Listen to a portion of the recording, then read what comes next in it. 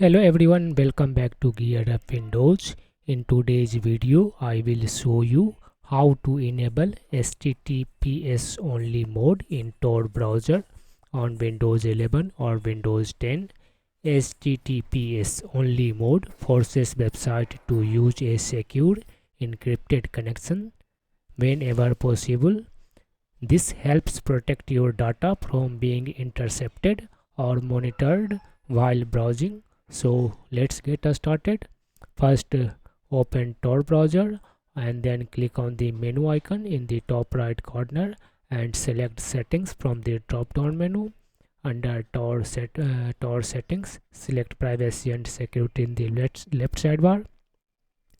On the right, scroll down to the bottom to find HTTPS only mode section.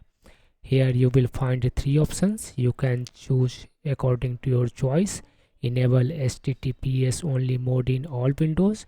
This is recommended. You can also choose enable HTTPS only mode in private windows only.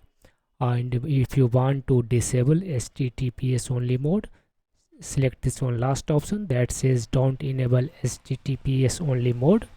That's it. From now on, Tor browser will automatically try to upgrade connections to HTTPS if you have enabled this one option.